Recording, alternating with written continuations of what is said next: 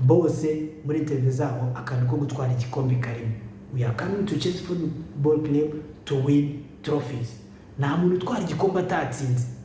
Mentality y'abapeti ni ugutwara igikombe, kandi gutwara igikombe muzi icyo bisaba. Yo mpamvu rero you have to be patient, you have to be careful. Ndikubwira abarivos cyangwa abo bita abafana b'abaturanyi.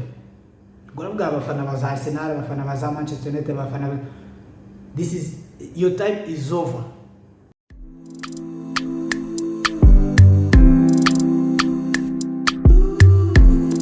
Hello my beautiful people, mumeze fresh. Ewana nizere ko mumeze neza kabisa, nizere ko ibintu ari umutekano.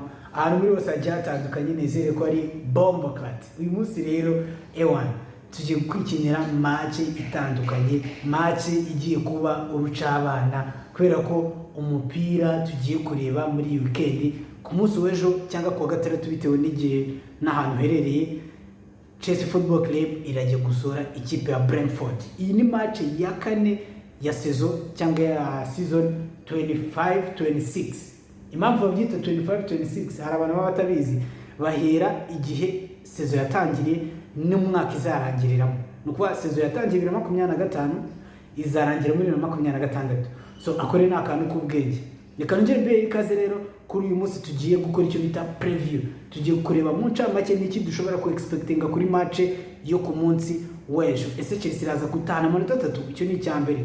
Ndaza kubakuta prediction yanjye, ariko ikintu cyambere cyo kukwibwirira nagaru gukora subscribe. Ndabizi abantu benshi tavuga tungo aje kutubwira dukore subscribe. It's not like that. Icyo nshaka kubwira no kwigumanira nanjye tukajyana muri no video kubera ko mbere yo kubana preview turabanza tunyure muri rumors, amakuru yaciye ibintu ku mbuga nkoranyambaga. Chelsea Football Club ihereza abantu content, haba ari abafana ba Chelsea, haba n'abatari abafana ba Chelsea. Muri transfer window y'amakipe ari kugura ni Chelsea wajya ngo Chelsea niyo yonyine igura. Atari ibyo gusa, noneho babonye ko transfer window irangiye, baravuze n'iki kintu twavuga kuri Chelsea kugira ngo tubone umugati.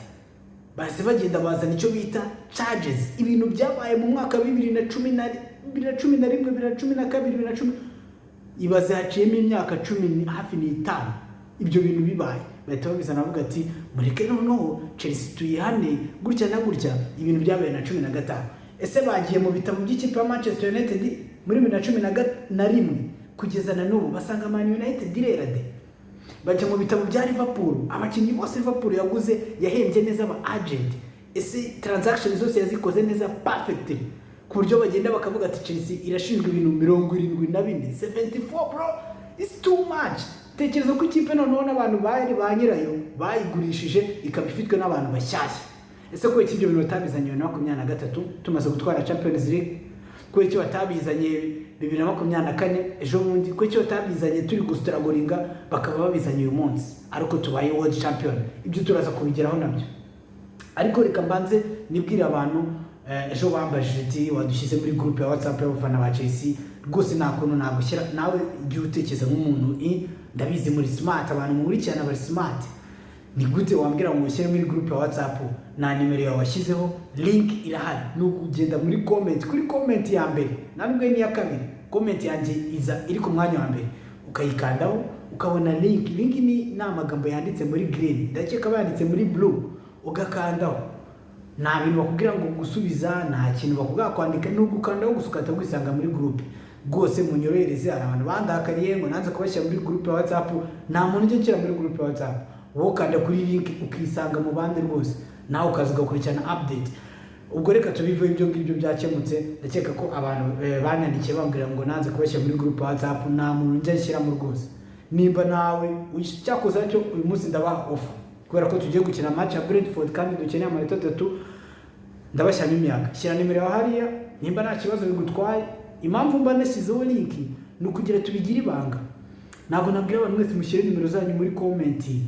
Hari umuntu ushobora gufata nimero zawe kubw'inyungu ze akaba yaguhamagara, babasikama baharyoye hirya no hino, akavuga ati nimero yanjye ko nashyize kuri Byinjo Football TV burasi ho bahise n'iki. Ibyo rero narabiciye, ndavuga ati nzajya mbakubita ka link wowe kandi wisange muri group. Reka twe gutinda kuri ibyo ngibyo, twigarukiye kuri saga yaciye impaka ku mbuga nkoranyambaga mu Bwongereza, mu Espanye, nabonye n'article zo mu Gifaransa. Chelsea iracagingwa, Chelsea iriba, Chelsea kuba igeze ahangaha no kwiba nta kindi babishinja. Ariko ngende sinibaza se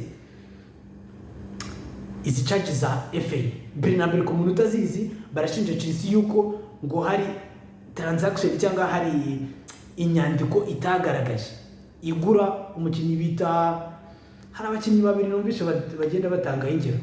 Willian ako bavuze Willian mpita nibuka transfer ya Willian ukuntu twamwibye ikipe ya Tottenham Hotspur. Ariko ibyo ni ibintu bisanzwe muri transfer, gasopo zibaho, ni ibintu bisanzwe rwose kuba umukinnyi yaza agiye gusinyira ikipe ukatumunyaruka n'umwibye.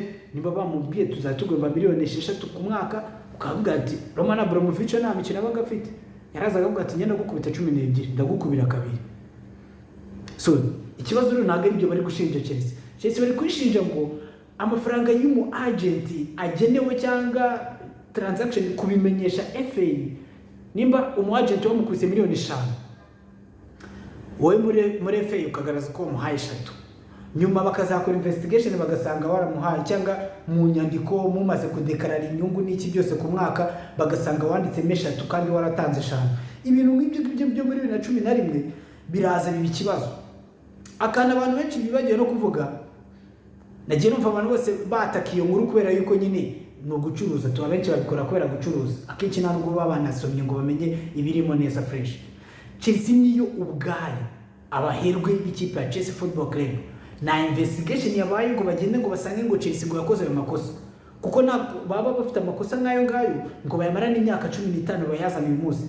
Ahubwo aba owners ba Chelsea bo bahayarinze abantu bashinzwe izo transaction zose.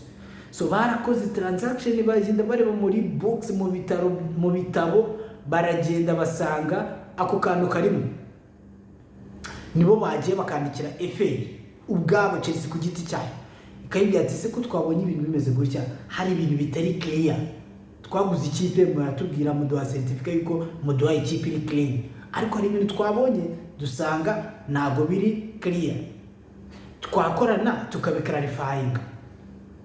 Ngo umunyamakuru nawe iyo yumvishe inkuru nk'iyo atavuga ati Chelsea bayivumbuye, Chelsea byagenze gutya na gutya, burya abakinnyi bose baguze bigenda amagambo menshi cyane.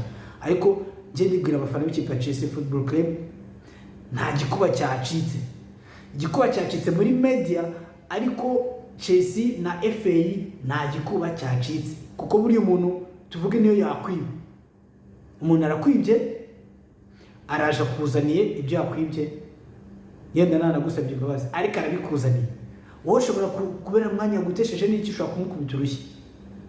Ariko none umuntu yakwibye ujya kumuhiga, umara icyumweru, umara ibyumweru 2, final uramufasha, reaction wagira n'izimwe.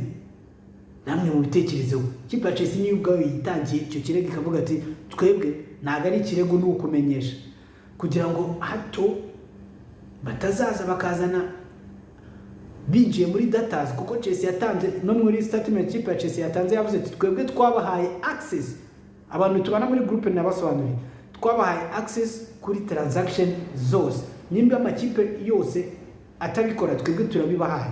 FA ntituzatugura umukinnyi, agent fee, ibintu byose tuzatubibereka kugira ngo bibe clarified bite birangirana na transfer window.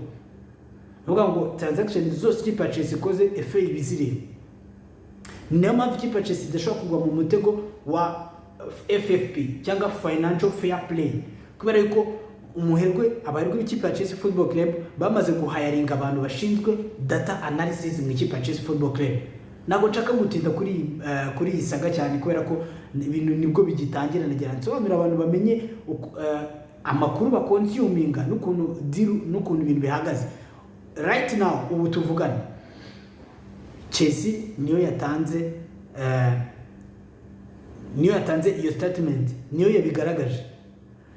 FA irakurikirana isanga ni ibirego 74. Manako tuvuga ati ni byinshi cyane. Man City bro yari ifite ibirego 115. Noneho harimo ibya Premier League, harimo ibya FA Cup, harimo ibya UEFA.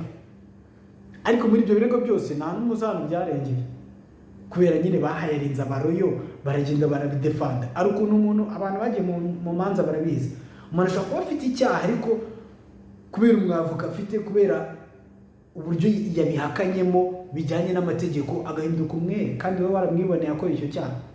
Bitandukanye na Chelsea ivuga ati nase Chelsea murumva ari ikigoryi, murumva abantu bakora muri body y'ikipe ya Chelsea ari ibigoryi ku buryo bajya kwirega batabanje no kumenya uburyo bazakaraga. Ahubwo Chelsea munayitondere, umuntu ujya kwitangira ikirego yirega ubwe ku giti cye, barangije bayinvitinga FA baravuga ati twebwe turi tayari gukorana collaboration na FA, turabashimira. Tekereza umuntu yo gushimira umucamanza ataranaca urubanza rwe, turabashimira uburyo tubana, uburyo dukorana, rwose turizera neza yuko tuzafindinga solution kuri ibi bintu, cyane cyane ko ibi bintu byabaye tutarafata ikipe.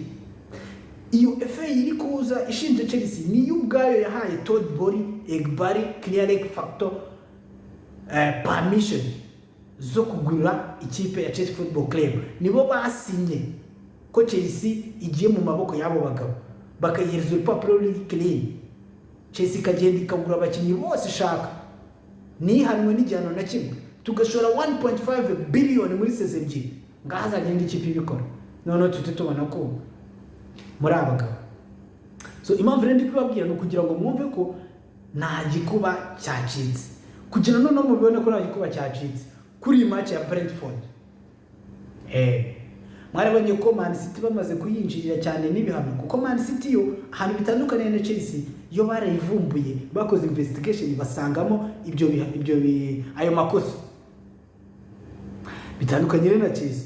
Abantu numvishe ko bagera ngo Chelsea ngo bayivumbuye n'iki, mutuze papa, ubanze musome, mubanze mumenye wagwane n'ibiki biri kujya mbere. Nimba gusoma bibagoye muzane kwibyinjyo Football TV, mubasharinge mabwete mureke kutubeshya, mugende murebe ahantu kuri gutangirwa. There is no final solution. Ibintu bishobora kugenda bigatwara n'imyaka 2-3, ntabwo ari ibintu bitabirangira ku kanya. Itariki batanze yo kuri 19 sinzi ko bazanayitegereza ko Chelsea ako kanya isinatanga statement isobanura ibyo bintu aho byaturutse n'uburyo byagenze. Bivuze ngo rero abantu bagabanye speculation. Ikipe ya Chelsea focus yayo nkuko nababwiye, we are heading forward, no return. Twagize imyaka 3, 2023 na 4, nimba utaraturiyeho Banta, nimba utaraturiyeho Munyenga, turangiza ku mwanya 12 under Graham Potter, under Frank Lampard, under Thomas Tuchel. Sezo yenda kurangira, nushaka kongeramo na Pochettino, ikipe ya Chelsea itangiye kongera guhumeka kano kana. None mwe murashaka kudusubiza hari never, ntabwo biri bukunde. Gikubaye impamvu bitari bukunde, we have a very young squad. Ikipe ya Chelsea niyo ikipe mu Bwongereza nako ku mugabane burayi, kugira ubyumve neza, ifite icyo bita age rate cyangwa imyaka mikeya ugereranyije n'andi makipe yose. Ikipe ya Chelsea niyo kipe ifite abakinnyi bafite kontara nini kurusha abandi bose. Kugira ubyemere neza, fata kontara ya Alexander Isaac, niwe mukinnyi wa nyuma ndakeka waguzwe muri iyi season, ugereranye na kontara ya Enzo Fernández, Cole Palmer, 7 years deal. Uzi kugira usinyisha umukinnyi imyaka 7 akwemerera ari umwana mutoya, we abaza mu ikipe avuga ati ndashaka kujya muri Real Madrid, ninsi imyaka 7 nzaba ngeze 28. Se Real Madrid zabikinyene, ariko abapeti bari committed, n'abana bato bari committed, focus yabo no gutwara ibikombe. Ugenda usubiza inyuma interview zose abakinnyi ba Chelsea bakoze, je naragenda subiza inyuma rwose, mera kuri Moisés, Caicedo, Enzo Fernández, Marc Cucurella bo baje mbere yabo, abapeti bose baje attaque yose, Pedro Neto, Joao Pedro, abapeti bose mu ikipe ya Chelsea Football Club. Nushaka wongereho na Marogusto, nushaka ushyiraho na Keeper, bose muri interview zabo akantu ko gutwara igikombe karimo. We are coming to Chelsea Football Club to win trophies. Nta muntu utwara igikombe atatsinze. Mentality y'abapeti ni ugutwara igikombe, kandi gutwara igikombe muzi icyo bisaba. Yo mpamvu rero you have to be patient, you have to be careful. Ndi kugira aba rivals cyangwa abo bita abafana b'abaturanyi. Ngoravuga abafana ba Arsenal, abafana ba Manchester United, abafana, this is your time is over. we have a very young, talented, potentially. By the way, akati kana niba cyo kwabwira muzi ko bana peti w'ikipe ya Chelsea bataragera no kuri maximum level yabo, ntabwo baragera ari level umukinnyi agera akavuga ati wow, this babyita prime, umukinnyi ari muri prime yiwe, ntabwo barajya muri prime yiwe, ni baranahuza ngo tubone noneho chemistry nyayo kabisa. This is how Chelsea Football Club want to play. Umutoza amaze sezi imwe yonyine, tekereza n'abari imyaka 5 ngiyo Michael Arteta amaze muri Arsenal, afite abakinnyi ashaka abapeti Cole Palmer, Enzo Fernández na Moisés Caicedo, ni bamara n'imyaka 5, bamaze kubatesha umutwe ku myaka 2 gusa bamaranye muri season. Ongeramo Estevão, Willian, ongeramo João Pedro, ongeramo Gtech, ongeramo Liam Delap, ongeramo Garnacho, bose ni imyaka 7, 6, 8, 7 contract. Bahiriza imyaka 5 bari kumwe, baza gukora ibiki? Kapiteni wa Reece James araha, aracyari muto, utamubona Reece James tumuzi twese ugiye ngo Reece James afite imyaka 24, ejo ndazaje imyaka 25, kandi mu defense noneho aba fine aruka ageze ku myaka 28, 29. Urugero rwiza ni Thiago Silva, 40 years old, is ranked as top defenders. Umudefense uri rwose ushobora kugeza ku myaka 38 akiri muri prime yiwe. I'm telling you, reba defense dufite Levi Colwill 22, 23. So tekeza no myaka 5. Niyo mpamvu rero anga badashatse akantu bahita bazanamo bakajombamo, aba bana bazagusaza. So reka twijye ku match ya Brentford. Iyi match ya Brentford rero nigiye kuba igitambo cy'ibi bintu byose. Aba bapeti bari buzana ikintu bita anga. Cyambere na mbere cyo baraba bagiye hanze, barabizi neza ko nta match nimwe baratsindwa muri iyi season. Target yabo no gutwara igikombe. Noneho byabaye clear. Apana bya n'umutoza Enzo Maresca yazaga avuga ati ngo we are not competing. Uzumve ko iryo jambo kirivuga, ntaga kirivuga never. Bivuze ngo rero iyi match ya Brentford ntago ari match yoroshye, nimunyumve gutyo. Mfite confidence ariko ntago ndi over confidence. Nanone abantu banyumve neza, iyi match ya Brentford ni match ya derby, n'abaturanyi. Navuga ko iyo ugiye gukina derby hari imbaraga zidasanzwe abaturanyi bahita bagira, kavuga ati abarezi ntabwo bari buducike, baraziranye duhahira muri shop imwe n'iki noneho bagakina bivuye inyuma. Ariko ntabwo ari ibyo gusa, turaba turi kuri stade ya Brentford ifite abafana bari noise cyane, baraza bari inyuma y'ikipe yabo. Ako Chelsea ifite advantage kuko ikipe ya Brentford nubwo yagiye itugora, abakinnyi bagendaga batugora ntabwo bagihari. Mbawemo yagiye muri Manchester United, uwo bita Wisa yavuyemo ku munota wa nyuma, abakinnyi bagiye bakomakomeye bagiye bavamo. Ariko ikipe ya Chelsea Football Club nayo ifite disadvantage. Dufite squad ivuye muri international duties, abakinnyi bavuye gukina amakipe y'ibihugu. Urugero Muyera Moisés Caicedo avuye muri Ecuador ejo bundi n'imisi 2 yaracamo. Umuntu yenda wasigaye Enzo Fernández utaragiye muri Argentine, n'abandi bakinnyi bake. Reece James ejo yaragukinira ikipe y'Ubwongereza, ariko ubu ni mu Burayi, ntago ari kure, ntago ari urugendo rurerure cyane.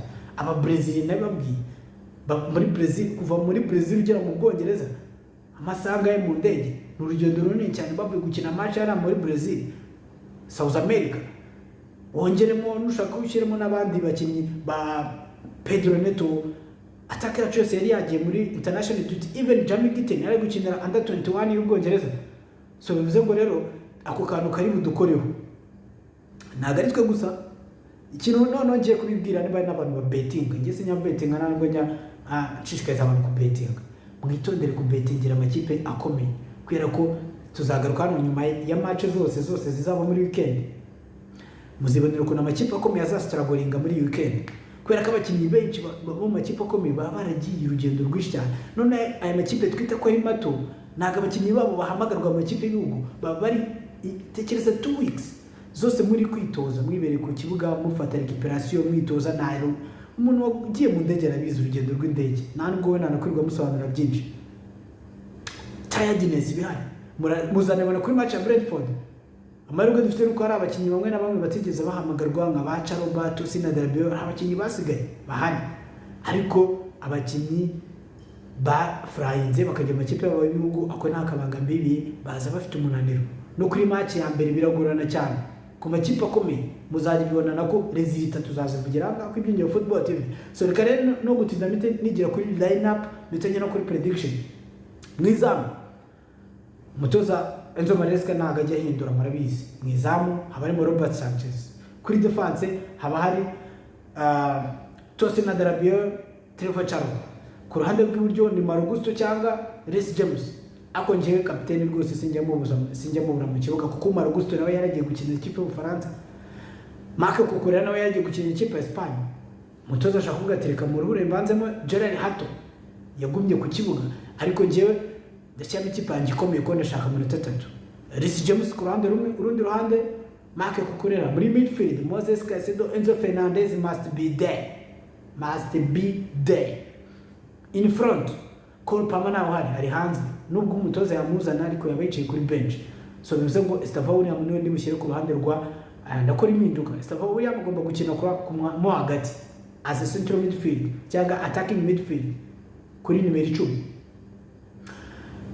Aba winga ku ruhande rw'iburyo cyangwa aho bita kuri right wing ndashyira Pedro Neto, kuri left wing mashyire Jamie Gitten. Ndabizi ushobora kutubwira ngo kuki utashyize ngo ejo bundi twaguze Genacho, kuki utashyize Genacho amaze igihe kinini adakina. Ku muntu bizi neza iyo umaze igihe kinini udakina nubwo waba witoza gute icyo bita playing mode bitarakuza mu birenge fresh. So bivuze ngo rege Genacho byaba byiza umutoza amuzanyemo mu gice cya kabiri akabanzamo Giteni nawe ibi bintu yikinisha by'ubugoryi ntago azongera kubikina kubera yuko aravuga ati nzana ubugoryi Genacho amfatira umwanya bita birangira. So ibi ni byiza cyane ku ikipe nka Chelsea, abakinnyi barapushinga one another, buri wese arapushinga undi mugenzi we kugira ngo nitsinzira gato undareta mfata. Ahangaha biba biri very clear. Uyu mupeti bita Jamie Giteni we nakosa agomba gukora mu bantu banasinzira rwose uyu narimo kuko ikosa rito azakora azahita ajya kuri bench. Kandi ikipe ya Chelsea urebye amafaranga yamutanzeho ntabwo ikipe yakwishyura miliyoni over 45 million euros mu bench. Aho ngaho ushyira common sense ukora icyo bita witekerezaho kuko Chelsea ntabwo izatinya kukugurisha. By the way nimba Chelsea yaragurishije none Madueke we Jamie Giteni se who are you? There is no bigger player than Chelsea Football Club. Twageze aba Eden Hazard, twageze abakinnyi ba Didier Drogba. Gusa ubu ngubu umukinnyi wajyara agahagara akavuga ati reka mwere icyayi muri Stamford Bridge ni Cole Palmer ubu tuvugana yenda na Reece James na Moisés Caicedo. Abandi bose rwose ikipe ije gashyiraho ikofi rwose twatubwira ati murakoze muyaza. Ariko murabizi ko Real Madrid yashatse byo kofaringa Cole Palmer. Chelsea tibakiriye avuga ati Cole Palmer is not for sale. Nimba ufite 1 billion aho twatangira kuganira. Azara umukinnyi uragura 1 billion ni igura ikipe guse nukujyanye babacinege. So reka tuve kuri Jamie Giteni ubwo ni kuri left wing. And in my opinion ndumva ko Genacho yaza mu kibuga asimbuye. Pressure yagabanutse twamaze kumenya se aje kwishyura aje kudefanda. Isi kipe yamaze kubona mood y'ikipe mood ya stade yamaze naguza n'umukinnyi gutu umutrowinga mo hariya gutyo gusa. Abatoza bari smart no kubabigenza. Niyo yaba ari umukinnyi ugomba kuza akabanzamo. Enzo Maresca niyo mpamvu muha respect. Mwabonye ko tazanye Estevão Willian ngo ahita mubanza mu kibuga. Yamuzanaga mu natanya. Akavuga ati banze ugende wiga ikibuga shabanze wumve abafana mu Bwongereza ukuntu bakubunga mu matwi ukabyumvira no mu mano. Ariko umupeti yaraje atabimwereka none ubu ngubu ni starter w'ikipe ya Chelsea Football Club. So kuri attack ho biri obvious. Liam Delap yaravunitse. Ntabwo umutoza rubanze mu Marc Cucurella. Ntabwo Enzo Maresca nubwo yahamagaye Marc Cucurella ariko no kumufasha rotation. Ko ntabwo none wajya ukinisha Joao Pedro mukinisha gatatu mu cyumweru. Bano n'abakinnyi they are not robots. Ashobora kuvunika ukamubura sezo yose. Twatangiye kubibona Liverpool Colwell ndabakeka ko ashobora kuvunika sezo yose. Ubona apeti baba barakinnye match nyinshi cyane. Turaza kubigarukaho nidusoza kuko rwose ndi kugana ku musozo. Kuri attack ni Joao Pedro ndahamya neza ko umutoza ashobora kumusimbuza nawe. Abo bapeti bakoze urugendo runini cyane bava muri Brazil baraje barubutse umunsi umwe bagiye kwita batera match ariko ntayandi mahitamo. They are professional footballers. Ikindi baba bafite inyota yo gukina, baracyari batoya, they are fresh, they are young, they are very skillful and talented. So ndakeka ko ikipe ya Chelsea Football Club mitajya no kuri prediction, Brentford turi kubita ibitego 3-1. 3-1 niyo prediction yanjye. Match itazaba yoroshye kugira nongere mbibabwire kugira hatazagira umuntu uzavuga ati ari overconfident ngo ni ka Brentford ngo ibiki. Thomas Frank umutoza wabo watugoraga yigiriye muri Tottenham, ariko baracyari kwiyubaka n'umutoza mushya kugira ngo barebe ko bakongera bakisuganya nk'ikipe. Urumva niba abakinnyi mwagenderaga bakizigenza babagurishije, nicyo kintu mfa n'ubukipe butoye. Mu gihe andi makipe makuru abagenda ashaka abakinnyi barenze, bo wa mukinnyi wabo bagenderaho niwe iba ari asset, bamushakira amafaranga avuga ati uyu nguyu rwose nagende baduye inoti. So ibyo rero bigatuma buri sezo bongera bagatangira bundi bushyashya. Shampiyona nibwo igitangira n'abahari ntibaramenyerana, ikipe ya Chelsea igomba kugenda regatana amanota 3 no doubt. Aha mutoza Enzo Maresca agomba kugenda with clear identity, clear target.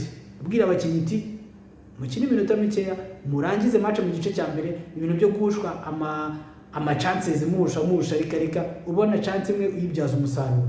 Aba defenseur bacu barasigaye barahari, bagomba gukina neza. Umuzamu Robert Sánchez ndakeka nta makosa menshi agomba gukora, amaze kuimprovinga, ntago agikora ya mabara yiwe ajya dukorera. I hope this game will be good for Chelsea Football Club. I predict 3-1. Nawe urajya muri comment ubwire kubgaye ku giti cyawe nimba mu ikipe tuzayikubita 5-0. Nta muntu ujyaje ngo ndi kuri prediction. Abantu nza kumva ngo yango nawe ngo rakabya man. I don't know what is in your mind. Nushaka kuvuga Chelsea bazayikubita 6. It's up to you bro. This is football. Anything can happen. Ariko ninza ngakora ni 3-1 bishobora kuba cyangwa nibibe. That is niyo mpamvu tugita prediction. Abantu baje baba smart, bareke gutukana, bareke kujya muri comment ngo kuki se wabanje muri Reece James ni captain wanje ndamubanzamo, nimushaka kubanzamo Marogusto nje sinigeze nwataka ngo wabanje mu Marogusto kubera iki nyetaka ngo nabanje muri Reece James. Sindi umutoza nawe nuri umutoza ku ifirimbi ya nyuma turaza akabona ayisakira mu ndi mukino. Urumva cyagitutsi wanutse kitaba kikugarutseho, uwawe samushyizemo wanjye samushyizemo ashyizemo washaka ni ufite final say. Ibyo ntago ari ibintu tuba tugomba gupfa, ahubwo wowe wagenda muri comment nawe ukambwira ati first 11 yanjye ni iyi by'iryo Football TV ubimenye, ngenda ndashaka ko abanza muri akabanza muri aho ngani mbona kuri smart prediction. Wowe wavuze 3-1 by'iryo Football TV kare ikipe tuzakubita 4-0, aho mbona uri smart cyangwa tuzanganya. Ntabwo ngiye naza muri comment mvuge ngo umwe reka. I respect everybody with his opinion. Soza rero message anje ku mutoza Enzo Maresca. Mu bintu byose umutoza Enzo Maresca agomba gukora, agomba kumanaging ino squad. Iyo mvuga kumanaging ino squad ntago ari ibintu mwigisha n'akazi ke ka buri munsi. Aba bana bakinnye imikino myinshi last season, nibigeze babona igihe cyo kuruka gihagije nk'abandi bakinnyi. Nari babwiye ko twakinnye Conference League, tugakina World Cup, Club World Cup. Aba petit ba representing amakipe yabo y'ibihugu, nubwo ari batari ko ba representing amakipe yabo makuru y'ibihugu, bakina imikino myinshi cyane. Tugiye gukina Champions League, dukine Premier League, FA Cup is coming, Carabao Cup is coming. Nitutamanaginga ino squad bana bazavunika cyangwa bagira umunaniro. Twamaze kubibona muri ba Enzo Fernández wala season nagabe tubona, nubwo atindi igitega ariko umona ko speed yaragabanutse, physically he is very tired. Umutoza ngo ndakeka ko umutoza arabibona, aba physiology ko barabibona. Abantu mu ikipe ya Chelsea yahayarenza abantu benshi cyane, byo ni ibintu bazi neza. Umutoza agomba kubahereza ikintu bita mentality yo kuvuga ati mwebwe mureke mu gice cya mbere dukubita amakipe, mu gice cya kabiri umutoza dusimbuze. Dufite abana bakiza, Andre Santos yaza mu kibuga agasimbura agakora neza. Twazanye Facundo Bonanote yaza muri midfield agakora akazi. Dufite abadefenseur batandukanye, Josh Achipong yaza agakora akazi muri defense. Ubita Romoravia nawe ari kugaruka, Badashira arahari. Abo n'abakinnyi ugomba kuzanamo mu gice cya kabiri ugasimbuza abakinnyi 5 ikipe yemerewe gusimbuza ukababyaza umusaruro.